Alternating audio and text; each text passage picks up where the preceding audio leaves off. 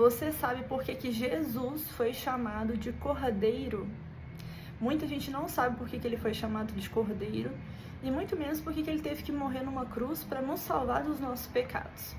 A verdade é que a Bíblia, ela foi toda escrita com um ponto central que é Jesus. Desde o Antigo Testamento, o que é o Antigo Testamento? São os primeiros livros da Bíblia. Desde o Antigo Testamento, que também fala sobre a história antes de Jesus vir ao mundo, essa história já apontava para Cristo.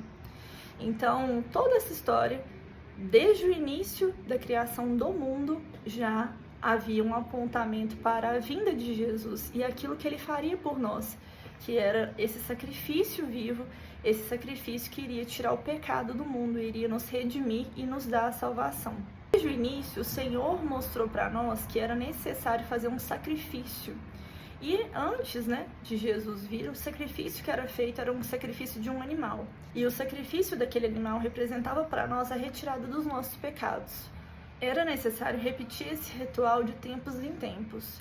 Olha só o que diz em Êxodo, eu vou colocar aqui na tela. Falai a toda a congregação de Israel, dizendo: Israel é o povo de Deus. Agora nós também somos, a porta se abriu para nós, mas inicialmente o povo de Deus era o povo de Israel. Dizendo: aos 10 deste mês, cada um tomará para si um cordeiro, segundo as casas dos pais, um cordeiro para cada casa. O cordeiro ou cabrito será sem mácula de 1 ano e macho, ou seja, ele não pode ter nenhum defeito, ele não pode ser cego, ele não pode ter braço a menos, ele tem que ser um animal sem defeito. O melhor animal que a pessoa tinha, ele tinha que ser um animal novo. Jesus morreu com 33 anos, também era novo, porque muitos discípulos morreram aí na casa dos 80, 90 anos, E o tomareis das ovelhas ou das cabras, e o guardareis até o 14º dia desse mês, e toda a Assembleia da Congregação de Israel o sacrificará à tarde. Esse contexto aqui de Êxodo é um contexto da Páscoa. A Páscoa nasceu ali.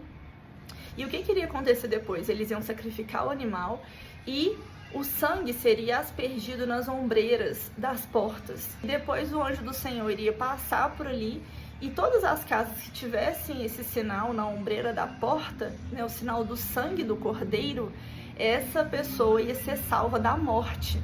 Porque naquele contexto, o Senhor ia passar e iria matar todo mundo que não tinha esse sinal do cordeiro, do sangue do cordeiro. Então o sangue do cordeiro ia salvar a vida deles. Naquele contexto havia uma guerra espiritual, porque Faraó se achava um Deus, e Deus queria mostrar para ele e para todo mundo que existe um único Deus, que é o Senhor, e Salvador aí das nossas almas.